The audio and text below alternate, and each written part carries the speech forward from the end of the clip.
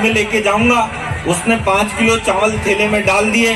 मैंने कहा भाई साहब एक काम करो 5 किलो गेहूं भी दो।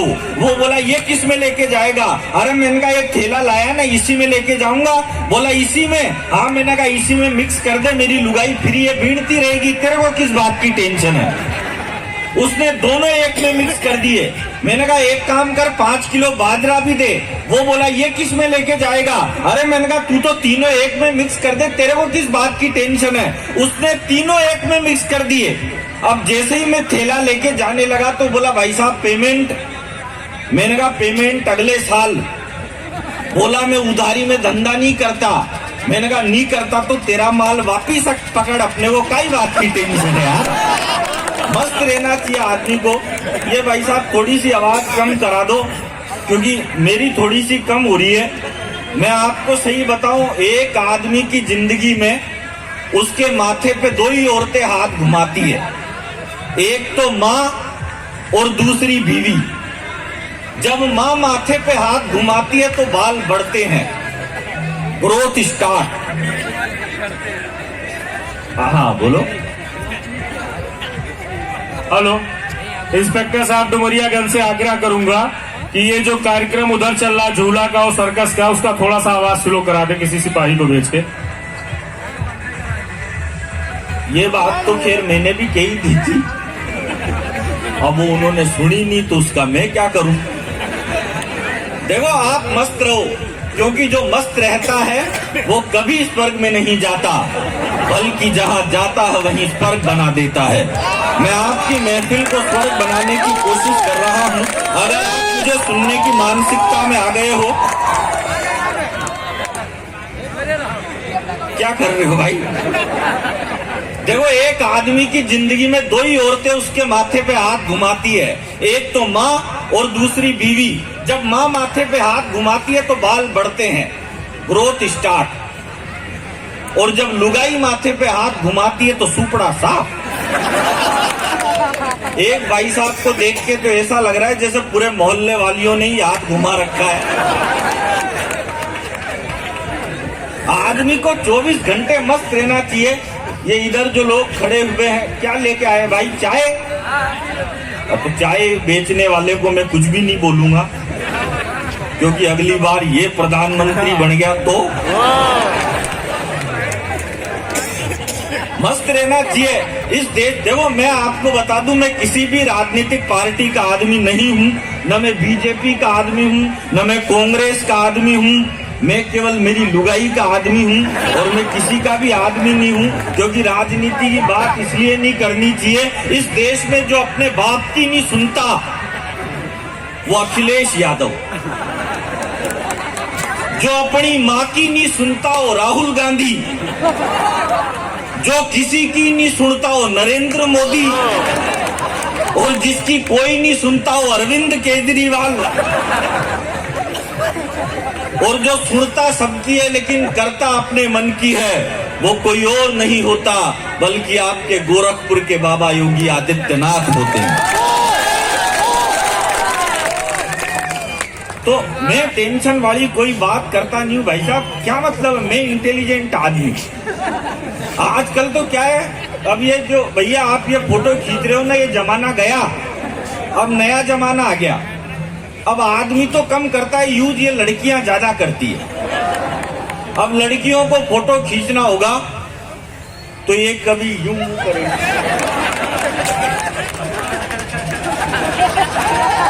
आप ढंग से देखना। सेल्फी खींचते टाइम लड़कियों का और बीड़ी पीते टाइम गांव के बूढ़े डोकरों का मुंह एक जैसा हो जाता है।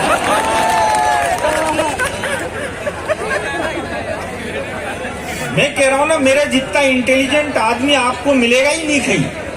अभी पिछले दिनों एक अंग्रेज मिल गया मेरे को। अंग्रेज मुझसे बोला तेरे को इंग्लिश आती है? मैंने कहा यस। बोला कितनी? मैंने कहा बस। बोला सही बता इंग्लिश आती है? कह रहा। मैंने कहा पूछ तो सही।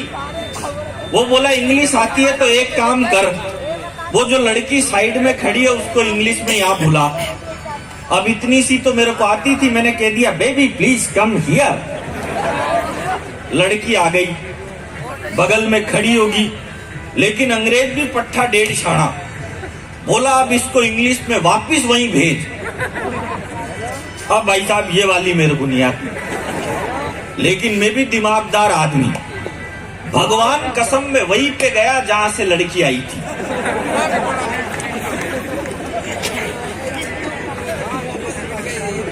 वहां जाके फिर बोल दिया प्लीज कम हियर। दिमाग से काम करना पड़ता है। बहुत सारों को तो मेरी बात कल समझ में आएगी। यार ये मोहल्ला तो बढ़िया भारतीय जनता पार्टी की तरह लग रहा है, ये भी सपा की तरह लग रहा है, ये थोड़ा सा बसपा की तरह खाली खाली क्यों लग रहा है?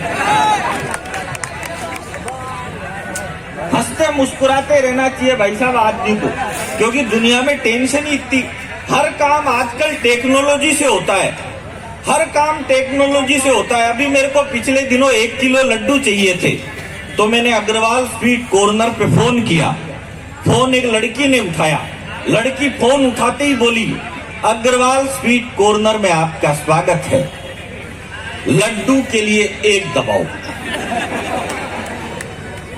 जलेबी के लिए 2 दबाओ और गुलाब जामुन के लिए 3 दबाओ। तो मैंने 1 दबा दिया। उसने फिर 3 ऑप्शन दे दिए, बोली मूंग के लड्डू के लिए 1 दबाओ, बेसन के लड्डू के लिए 2 दबाओ और बूंदी के लड्डू के लिए 3 दबाओ। मैंने फिर 1 दबा दिया। उसने फिर 3 ऑप्शन दे दिए, बोली 1 किलो के लिए 1 दबाओ, 10 किलो के लिए 2 दबाओ और 100 किलो के लिए 3 दबाओ।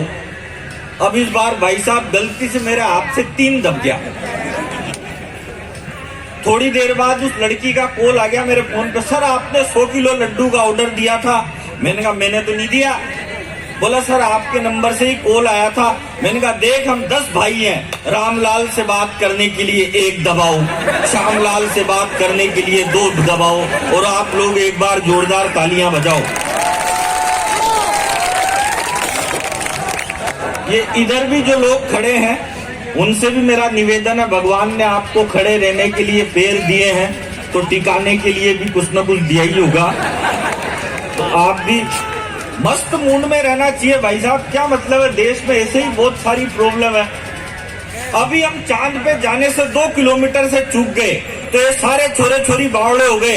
ये फेसबुक ट्विटर पे लिखने लग गए, बोले हिंदुस्तान चांद पे जाने से 2 किलोमीटर से चूक गया, हम चांद पे जाने से 2 किलोमीटर से चूक गए, हम चांद पे जाने से 2 किलोमीटर से चूक गए। अब मैं आपको एक बात बताऊं, हम 4 भाई हैं। जो मेरा सबसे बड़ा भाई है वो एमकॉम है और वो बेरोजगार है। जो मेरा दूसरा भाई है वो MBA पास है और वो भी बेरोजगार है। जो मेरा तीसरा भाई है वो MA है, जो कोई भी कर लेता है, वो भी बेरोजगार है। और जो चौथा है वो मैं हूं, और मैं हिंदुस्तान के हंसी के सबसे बड़े show the great Indian laughter challenge का विजेता हूं। इसमें कोई तालियां बजाने की बात नहीं थी। बात यह है कि जो बेवकूफ बोल रहे हैं कि हम चांद पे जाने से 2 किलोमीटर से चूक गए, हम चांद पे जाने से 2 किलोमीटर से चूक गए। अब एक बात बताओ, जब मेरे पिताजी को लाफ्टर चैंपियन पैदा करने के लिए 3 पड़ाव पार करने पड़े और ये एक बार में ही बोल रहे, बोले हम चांद पे जाने से 2 किलोमीटर से चूक गए, हम चांद पे जाने से 2 किलोमीटर से चूक गए। अरे ट्राई तो करो, तभी तो कुछ होगा। आदमी क्या है साहब, काम नहीं करता और दिक्कत बहुत सारी दे देता है। आदमी को मस्त रहना चाहिए, क्योंकि देश में ऐसे ही बहुत सारी। मैं आप सबको बताऊं, जिंदगी में और कुछ मत करो, रोज सुबह उठ के अपनी माँ के पैर दबाओ तो आपको फायदा मिलेगा, और माँ अगर आपके बच्चों की है तो डबल फायदा मिलेगा। इंटेलिजेंसी से काम करना चाहिए। आप कितना भी पढ़ लिख लो, लेकिन अगर आपको अपने माँ के हाथ की रोटी से ज्यादा स्वाद अगर पिज्जा, चाउमीन और बर्गर में आने लग जाए तो समझ जाओ आपका पढ़ना लिखना बेकार है। इस देश की प्रॉब्लम यह है, याकूब मेनन को फांसी हुई तो इस देश का मीडिया बोले याकूब मेनन को गलत फांसी पे लटका दिया, याकूब मेनन के साथ अन्याय हुआ, याकूब मेनन जब फांसी पे लटक रहा था तो उसको अंतिम समय में उसकी 17 साल की बेटी से नहीं मिलने दिया गया। ये कौन बोला? ये देश का मीडिया बोला। तो फिर उसके बाद मैं बोला, मैंने कहा एक बात बताओ रे चोटों, जो आदमी 22 साल से जेल में बंद है, उसके 17 साल की बेटी है, उससे भी दुखद बात है। और कौन सी वेबसाइट से डाउनलोड करते हो यार, समझ में नहीं आता। बहुत सारों को तो मेरी बात कल समझ में आएगी। देखो मैं इंटेलिजेंट बात करता हूं और आप बस थोड़ा सा मूड में आओगे तो अच्छा लगेगा।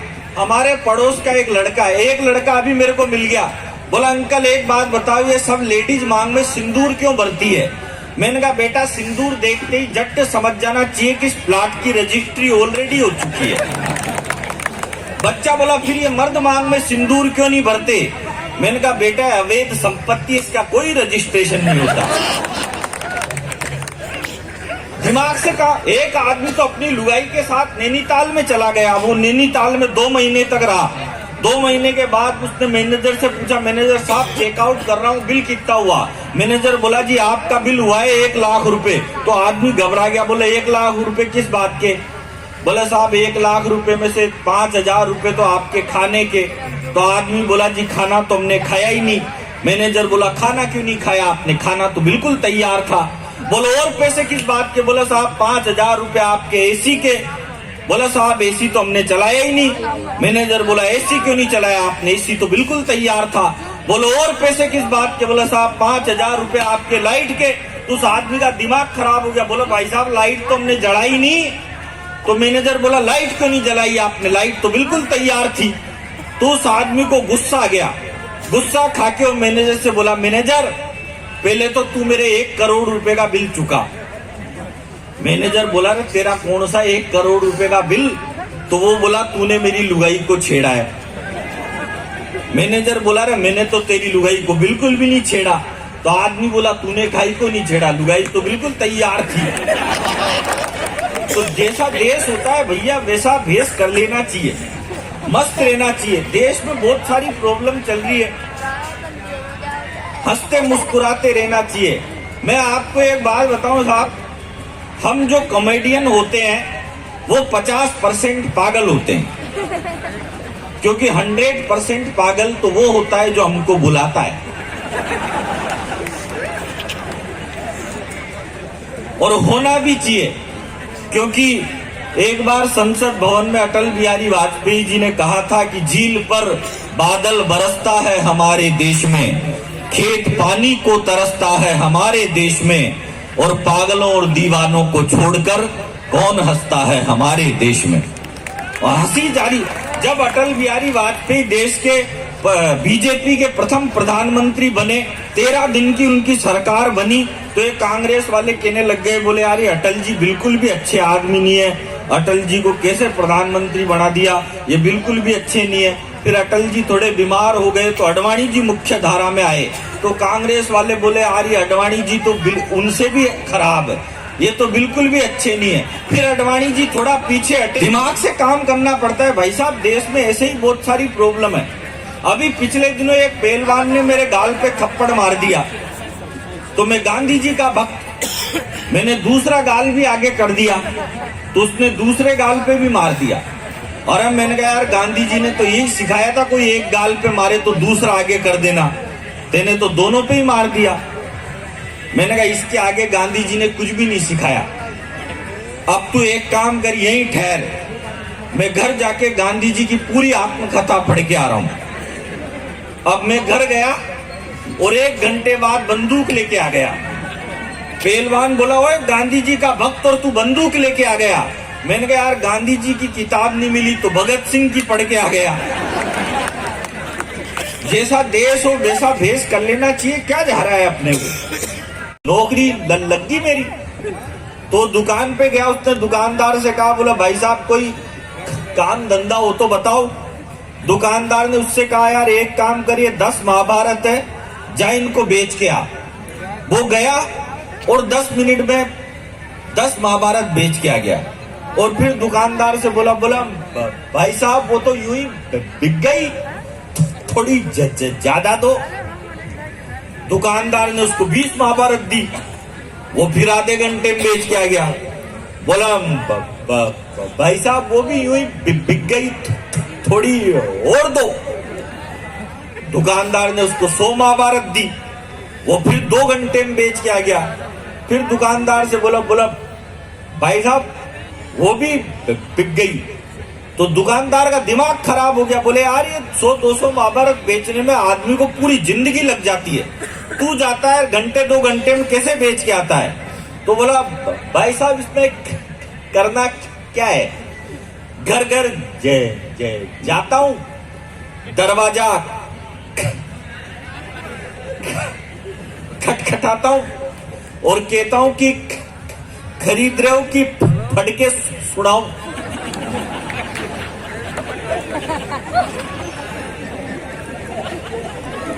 इस चक्कर में सब खरीद लेते हैं।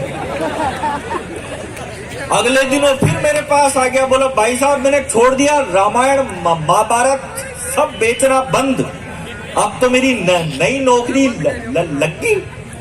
मैंने कहा नई नौकरी किसमें लग गई रे तेरी। बोला भाई साहब नई नौकरी रेलवे में लग गई। मैंने कहा रेलवे में किस चीज की नौकरी लग गई तेरी। बोला भाई साहब रेलवे में अनाउंसमेंट करने की नौकरी लग गई। अब उसने अनाउंसमेंट किया, बोला राजधानी एक्सप्रेस